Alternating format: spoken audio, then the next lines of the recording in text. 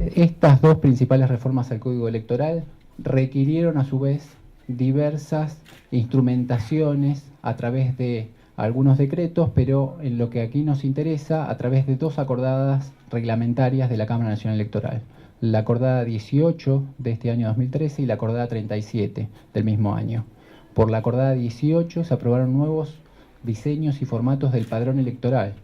Por primera vez en muchísimos años, esto ha sido materia de reglamentación por parte de la justicia electoral a través de la incorporación de diseños novedosos, totalmente diferentes a lo que estábamos acostumbrados, y esto ha sido necesario por las reformas legislativas que les anticipaba recién.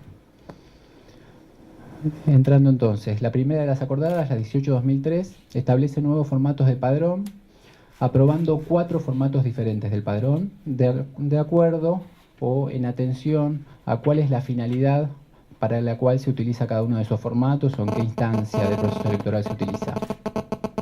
Por una parte se modificaron, y esto ya ha quedado precluido por el cronograma electoral, los padrones provisionales.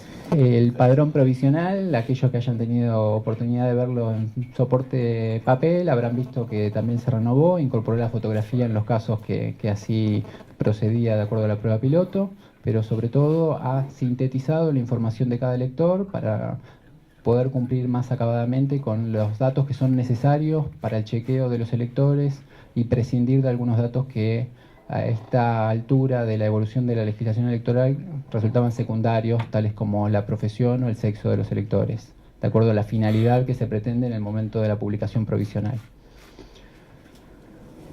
Este es el formato del provisional. Ahora sí, entrando a los formatos de padrones que se van a utilizar el día domingo próximo. Una de las innovaciones está en el padrón que vemos al acercarnos a las escuelas de votación.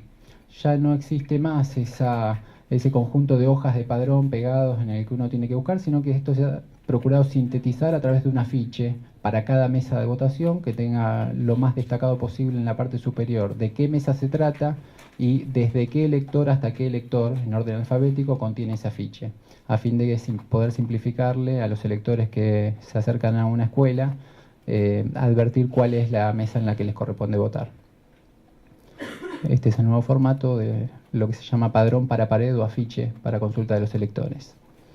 Por otra parte, hay un nuevo formato que es el padrón para los fiscales de los partidos políticos o para el suplente de la mesa de votación. Este formato, que también es novedoso en comparación con el que se utilizaba antes de líneas con datos de los electores de hasta 60 electores por hoja de padrón, así todo, aun cuando tiene una información de gramada distinto, es mucho más sintético que el padrón que va a utilizar el presidente de mesa, que es el que concentra principalmente nuestra atención. Como les adelantaba, el presidente de mesa ahora va a utilizar un padrón especial que se caracteriza principalmente por tener la constancia de emisión del voto integrada, pero además un espacio para la firma del elector y una nueva diagramación que permite la incorporación de fotografías. Este padrón es el único que va a ser a color y reúne una cantidad de requisitos o previsiones para cumplir con todas las previsiones que tiene la legislación electoral, de acuerdo a las tareas que tiene que llevar a cabo el presidente de mesa, poder identificarlo, llegado el caso anotar determinadas observaciones, pero principalmente hacer firmar al elector luego de haber votado, que esto es una de las novedades de la instrumentación de las reformas legislativas, y posteriormente firmar la constancia de votación, que es un troquel que está integrado a la propia hoja del padrón, desprenderlo y entregárselo al elector. Por otra parte, las nuevas hojas de padrón para presidente de mesa tienen solo 6 electores, lo cual ha llevado también a tener una suerte de cuadernillo por cada mesa electoral, que incluye también las actas de apertura y cierre y pretende simplificar la tarea de los presidentes de mesa, pese a que puede tener alguna demora mayor que la que estábamos habituados. En cuanto a la incorporación de fotografía en los padrones electorales, esto también ha sido aprobado o autorizado como prueba piloto por la Cámara Electoral. ¿Y qué quiere decir esto? Que no vamos a tener la totalidad de los electores con fotografías, ni las fotografías van a tener un carácter principal en cuanto a su habilidad para identificar a los electores. Son simplemente un dato accesorio en los casos que están y se encuentran incorporadas las fotografías en los casos en que los electores, desde que el Registro Nacional de las Personas ha incorporado lo que se denomina el trámite de la toma de trámites digital, ha realizado una actualización de su DNI. En esos casos, y que hayan sido comunicados a la justicia electoral, podrá constar la fotografía en los padrones como mera prueba piloto, como ya les decía, con lo cual la eventualidad de una discordancia entre la fotografía y el elector que se presenta para sufragar no debe tampoco impedir que el elector sufrague. Como es la primera implementación, la justicia electoral no dispone de las herramientas informáticas para una validación sistémica y de la totalidad de las fotografías. La verdad es que esto, como prueba piloto, no impide una eventual discordancia que vote el elector, sino que simplemente se asienta en el casillero para observaciones. Ni siquiera debería por sí mismo esto conducir a una impugnación de la identidad del votante. En esas condiciones, no obstante, hay, como les voy a reiterar más tarde, un 30% de electores con la fotografía incorporada en los padrones del próximo 11 de agosto. La otra novedad de estos padrones es la constancia de emisión del voto. Como ahora es posible votar con todos los formatos de DNI, ya no se puede sellar el DNI en los casos que el elector se presenta con una tarjeta y se ha previsto la entrega de una constancia de emisión del voto. La constancia viene integrada en el padrón, pero trae preimpreso los datos de identificación de cada uno de los electores. No es que la constancia vaya a ser llenada en el momento por el presidente de mesa. Cada elector que ha votado debe retirarse con su constancia preimpresa con su nombre, apellido y DNI, además de la mesa y la ubicación de la circunscripción electoral en la cual sufraga. Esa constancia, a su vez, tiene un espacio para la firma del presidente de mesa y un código de barras que va a permitir posteriormente la lectura a través de lectores de código de barras para poder conformar, en los casos de las constancias que quedan en el padrón, o sea, de quienes no fueron a votar, el registro de infractores al deber de votar. Esto es justamente lo que les adelantaba. Todos aquellos electores que no van producen que esas constancias queden adheridas al padrón. Esos padrones deben volver a la Justicia Nacional Electoral a efectos de que se conforme esta novedad que prevé el artículo 18 del Código Electoral, que es el registro de infractores al deber de votar. Más allá de las tareas que previamente se hacían en los 24 juzgados, por primera vez la Justicia Electoral, en este caso la Cámara, debe conformar un registro, una nómina integrada de todo el país de los ciudadanos que no han ido a votar ni han justificado la emisión del voto. Cabe hacer la precisión que se trata de los ciudadanos de entre 18 y 70 años. Quienes tengan menos de 18 años, o sea, los nuevos jóvenes electores, o los mayores de 70 años que no concurran a votar, no van a ser considerados infractores y no van a ser incorporados en este registro. ¿Qué pasa con quienes sí son considerados infractores? Con todos los electores que ni concurren a votar ni justifican la no emisión del voto y tienen entre 18 y 70 años. Se ha actualizado el monto de las multas que preveía el Código Electoral. El Código Electoral tenía ya establecido un rango económico de sanción, pero que estaba en un signo monetario desactualizado, no vigente. Estas reformas del año 2012 han actualizado el rango de la sanción económica de entre 50 y 500 pesos. A su vez, la Cámara Electoral ha reglamentado el monto de estas multas para el caso del pago voluntario. Sabemos que más allá de algunas actuaciones a instancias del fiscal, los electores pueden verse compelidos de tratar de regularizar su situación para poder seguir haciendo trámites ante determinadas entidades o organismos públicos. Para esos casos de pago voluntario, en el caso de la primera infracción, o sea, la primera elección en la que el elector no concurre a votar ni justifica, el monto de la multa es de 50 pesos. En caso de que haya una segunda infracción, supongamos no concurre en las primarias de agosto y tampoco concurre en las elecciones generales de octubre, la segunda infracción es de 100 pesos que se acumulan, o sea, un total de 150 pesos. Y se ha establecido también el pago a través de las sucursales de Banco Nación y de algún otro mecanismo de pago que pueda simplificarle este trámite al votante que quiere regularizarse, al elector. Repasando entonces el tema de la habilitación de nuevos formatos de documentos para votar, que ya algo les había adelantado. La nueva la nueva previsión del Código Electoral admite cualquier formato de documento de identidad para que el elector se presente a votar. ¿Qué queremos decir con esto? Cada elector debe concurrir a votar con el último ejemplar de documento de identidad que haya obtenido y que tenga en su poder. Pero este último ejemplar puede todavía ser la libreta de enrolamiento o la libreta cívica en el caso de las electoras, o podría ser la libreta del DNI que tiene la carátula verde, o ya quienes hicieron el trámite con la toma digital de trámites, el DNI celeste, o cualquiera de los dos formatos de tarjeta, el que venía con ese DNI celeste o el nuevo formato de DNI tarjeta que se expide únicamente la tarjeta. Vale hacer la aclaración de que incluso los que dicen no válido para votar, que eran las tarjetas que se emitían con el DNI celeste, habilitan al elector para votar, con la dificultad de que no establecen qué tipo de ejemplar se trata, pero la reglamentación de esto ha tratado de ser todo lo inclusiva que podía admitirse dentro del marco del Código Electoral. Como vemos, hay 6 formatos distintos con los que los electores pueden presentarse a votar. Cada elector tendrá a lo sumo 1 o 2 si extrajo el DNI y tarjeta que venía con la libreta celeste. Las otras modificaciones significativas que contempla el Código Electoral ahora tienen que ver con la prohibición absoluta de agregados a mano en los padrones, y esto también guarda relación con los nuevos formatos de padrón. Anteriormente la práctica contemplada en el Código Electoral era que las autoridades de mesa debían agregarse para votar si no correspondían al padrón de esa mesa, y del mismo modo los fiscales partidarios y en algunos casos los agentes de las fuerzas de seguridad afectadas a esa custodia también podían agregarse para sufragar a las mesas. Actualmente, ningún elector que no conste en el padrón de una mesa determinada puede agregarse y votar en esa mesa. Está absolutamente prohibido. Esto ha traído algunas consecuencias con respecto, por supuesto, a las autoridades de mesa y a los fiscales partidarios, que ya no pueden agregarse para votar y por lo tanto en determinadas circunstancias no van a poder votar tampoco si no pueden, por una razón material y de distancia, aproximarse a la mesa en la que estaban originalmente empadronados para poder votar.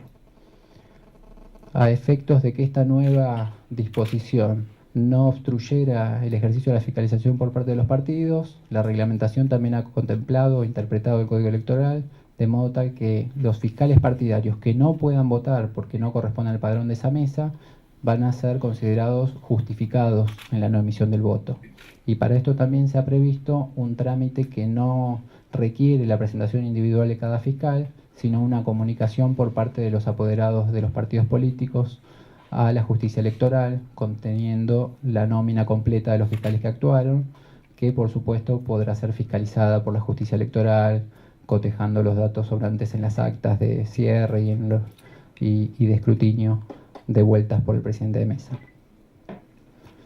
Del mismo modo, con respecto a las autoridades de mesa, dado que no pueden agregarse a mano a los padrones, se ha contemplado que cuando la antelación en la designación lo permite, serán agregados en padrones complementarios, generados previamente por los jueces electorales, preimpresos en características similares al padrón principal de la mesa, y solamente en esos casos van a poder votar como agregados, pero previamente agregados en esa mesa. En los casos en que, igual que los fiscales, no puedan ser agregados en esa mesa, porque por ejemplo tienen domicilio en otra jurisdicción, en un municipio distinto del que están desempeñándose como autoridad de mesa, en una jurisdicción en la que hay elecciones municipales, o por distintas circunstancias en cuanto a la antelación de la designación no puedan ser agregados a ese padrón complementario, también se prevé la justificación en la no emisión del voto, como una causal también de fuerza mayor por el ejercicio de la carga pública que es desempeñarse como autoridad de mesa. Espero no haber aburrido con eso que fue el resumen en cuanto a las novedades reglamentarias y procedimentales del proceso electoral. Ahora muy brevemente les voy a dar algunos datos estadísticos o de interés respecto de las elecciones del próximo domingo. Por una parte, una información ya remanida es qué cargos se eligen. Sabemos que, como bien explicó Pablo, estas son elecciones legislativas, entonces en el orden nacional se eligen senadores y diputados nacionales. La elección legislativa tiene la característica de que es una elección por distrito, es decir, cada una de las provincias o la capital federal elige una cantidad de cargos, se votan las opciones electorales oficializadas en ese distrito y se hace el escrutinio en ese distrito. Esto lo enuncio para poder explicarles que solo algunos distritos, algunas provincias van a elegir senadores nacionales. Se renueva un tercio del Senado, es decir, 24 senadores, pero la renovación es por distritos. 8 de los 24 distritos eligen senadores este año, son la capital federal y las provincias de Chaco, Entre Ríos, Neuquén, Río Negro, Salta, Santiago del Estero y Tierra del Fuego. Cada una de esas provincias elige 3 senadores, 2 corresponderán a la lista que en octubre obtenga mayor cantidad de votos, o sea, la agrupación que obtenga mayor cantidad de votos, y el tercero a la agrupación que le siga el número de votos. De todos modos, en las elecciones primarias del próximo domingo, solo se estarán eligiendo los precandidatos, es decir, entre los precandidatos a quienes van a ser los candidatos para octubre. En cuanto a los diputados nacionales, se renueva casi la mitad de la Cámara de Diputados, 127 diputados sobre 257.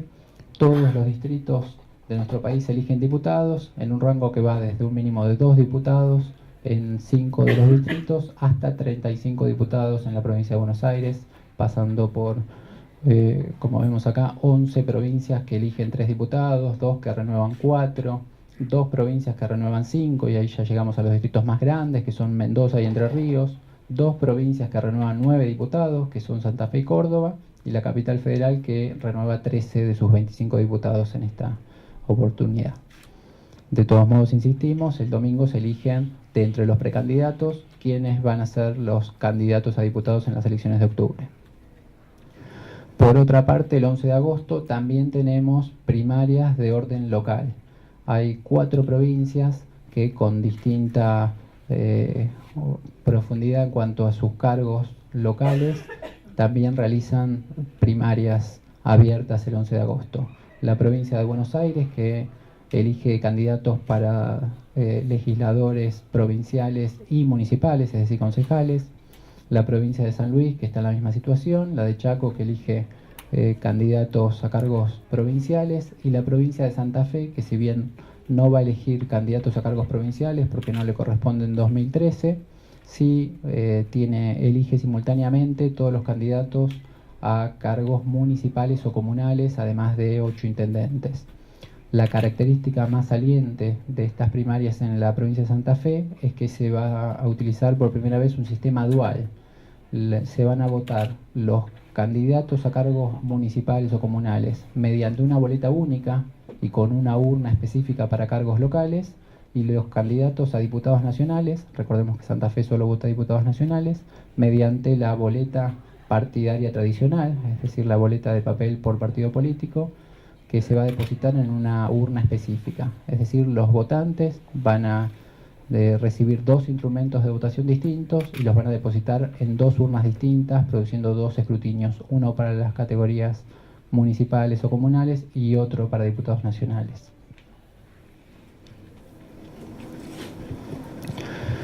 Un pantallazo en cuanto a la participación en las primarias en relación con la conformación del sistema de partidos. Como ustedes bien saben, el sistema de partidos en la República Argentina se caracteriza principalmente por la proliferación en cantidad de partidos políticos. Si bien deberíamos especificar esto distrito por distrito, dado que estamos hablando de partidos distritales, no es menos cierto que en todo el país, es decir, en la suma de los 24 distritos electorales, actualmente tienen reconocimiento jurídico-político vigente 548 partidos de distrito. Esto es muchísimo, pero nuestro sistema ha sabido tener hasta 700 partidos de distrito, con lo cual está dentro de las previsiones, de los cánones a los que ya está acostumbrado y en función de los cuales funciona adecuadamente, al menos en su aspecto logístico. De los 548 partidos reconocidos, hay 86 partidos que han decidido competir, al menos en las primarias, sin integrarse a ninguna alianza. Esto es el 16% de los partidos reconocidos. Por otra parte, 395 partidos han decidido conformar alguna alianza para las primarias abiertas, simultáneas y obligatorias. En total han conformado 88 alianzas, distribuidas por supuesto en los 24 distritos. Esto es un 72% del total de los partidos reconocidos, compite a través de una alianza. Y finalmente, 66 partidos de distrito han decidido no competir en estas elecciones primarias y consecuentemente tampoco en las legislativas de octubre. Es decir, un 12% de los partidos actualmente reconocidos no va a competir, no va a hacer ejercicio de ese derecho principal que les corresponde como partido político. Por otra parte, de los partidos reconocidos hay 7 distritos en los que todos los partidos de algún modo u otro compiten. Los distritos esos son Chaco, Chubut, Córdoba, Neuquén, Río Negro, San Juan y Tucumán. Es decir, que en los restantes 17 distritos alguna expresión política decidió no competir. En cuanto a la composición de la oferta electoral, ya no en base a qué partidos tenían derecho a participar, sino ver efectivamente qué agrupaciones se conformaron y han oficializado listas para las primarias. En todo el país hay 176 agrupaciones entre partidos individuales, como les mencionábamos antes, y las 88 alianzas que se conformaron, que presentan listas en las primarias. El total de listas presentadas es de 270. Recordemos entonces esto, 270 listas internas oficializadas a través de 176 agrupaciones distintas, partidos o alianzas.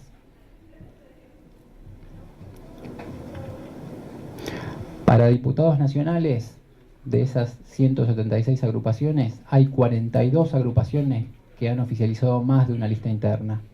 Esto da alguna pauta de el crecimiento en la competencia interna respecto de la primera experiencia de las primarias, que ha sido en 2011, con esta segunda aplicación de la ley de primarias. Un 24% de las agrupaciones presenta más de una lista interna, mientras que el restante 76% presenta solo una lista interna.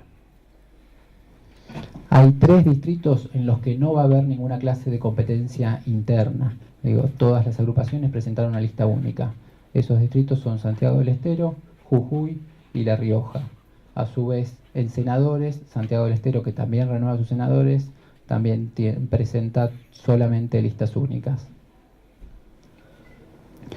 En cuanto a diputados, la cantidad de agrupaciones en cada distrito que presenta competencia interna varía, como dijimos, entre los 3 distritos que no presentan ninguna agrupación con más de una lista, que eran Jujuy, Santiago del Estero y La Rioja, hasta algunos distritos donde hay 3 agrupaciones que tienen más de una lista interna.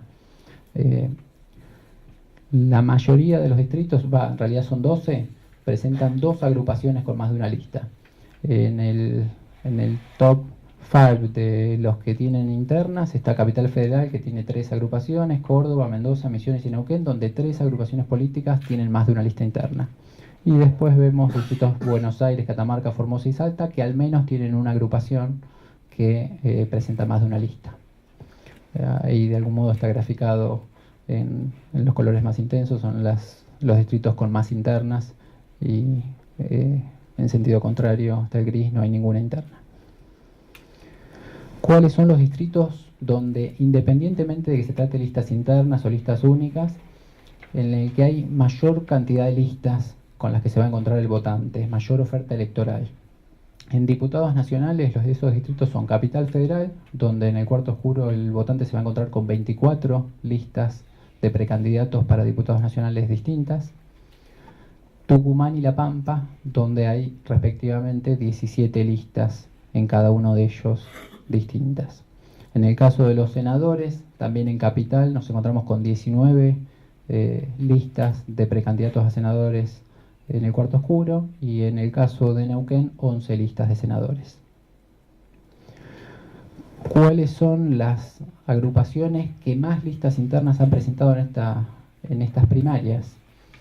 Lo que se destaca ahí es, en el caso de La Pampa, el Partido Justicialista, que ha oficializado 8 listas internas distintas. y le siguen en Tucumán el Acuerdo Cívico y Social con 7 listas distintas, y en Corrientes y Capital Federal, respectivamente en Corrientes la Alianza Encuentro por Corrientes y en Capital la Alianza Compromiso Federal, con 6 listas internas cada una. En el caso de los senadores, la competencia con mayor cantidad de listas internas se verifica en Capital Federal dentro de las alianzas de la Alianza UNEN y del Partido del Movimiento, que cada una ha oficializado 4 listas internas distintas. Como un dato de referencia, recordemos que para poder competir en octubre, además de haber sido la lista única de la agrupación y por lo tanto ratificada por esa agrupación, o haber resultado electa de acuerdo a las normas del reglamento electoral o de la carta orgánica del partido, en los casos que hay contienda entre varias listas internas, las agrupaciones deben superar ese umbral de votos que se ha denominado aptitud electoral o mínimo de votos para poder pasar a las elecciones generales, que es del 1,5% de los votos de la categoría. En 2011, ese 1,5% en los distritos de mayor magnitud ha equivalido, como vemos ahí, en el caso de la provincia de Buenos Aires, a casi 131.000 votos, y ha sido superado en 2011 por el 54% de las agrupaciones, y en los distritos que le siguen vemos que en amplitud del cuerpo electoral los casos de Capital Federal, Córdoba y Santa Fe son muy parejos y equivale aproximadamente a 28.000 votos, con la diferencia de que ha sido superado por el 92% de las agrupaciones en Capital Federal, pero solo por el 73% de las agrupaciones que compitieron en Córdoba y el 60% de las agrupaciones que compitieron en Santa Fe. Finalmente, en Mendoza, que es el quinto distrito en magnitud electoral, 15.000 votos equivalieron en 2011 a ese 1,5% y había sido superado por el 100% de las agrupaciones que compitieron. Como para ir finalizando, algunos números nada más para ilustrar la magnitud del proceso electoral que se va a desarrollar. Está prevista la habilitación de 90.684 mesas de votación. Ha habido una ampliación en la cantidad de mesas propia de la ampliación del cuerpo electoral, y eso además debe adicionarse con las mesas de privados de libertad, que van a ser previsiblemente 232 mesas en 219 unidades de detención distintas. Por otra parte, se han habilitado también 13.212 establecimientos de votación, la mayoría escuelas, pero sabemos que también se votan en clubes, municipalidades y otras dependencias. Se ha convocado como autoridad de mesa a más de 181.000 ciudadanos, previendo la existencia de un presidente y de un suplente en cada una de las mesas. Y se ha registrado la inscripción de postulantes voluntarios para autoridad de mesa de más de 63.000 ciudadanos en total. Tengamos en cuenta que esto es un registro permanente que está habilitado desde 2010, de los cuales de esos 63.000, aproximadamente unos 30.000 han sido nuevas inscripciones de este año 2012. Para redondear la variación en el padrón electoral, y esto es una información que ya la Cámara ha difundido, los padrones para las primarias superan los 30.530.000 electores. Hay más de 9 millones de electores que van a tener incorporada la fotografía en el marco de esa prueba piloto. Eso equivale a un 30% del padrón. Y la variación del padrón entre las primarias de 2011 y las primarias de 2013 equivale a un crecimiento del 5,87% del cuerpo electoral. Por otra parte, como mencionábamos, se ha habilitado el voto de los jóvenes de 16 y 17 años de edad, que para estas primarias va a alcanzar aproximadamente el 2% del total de los electores habilitados.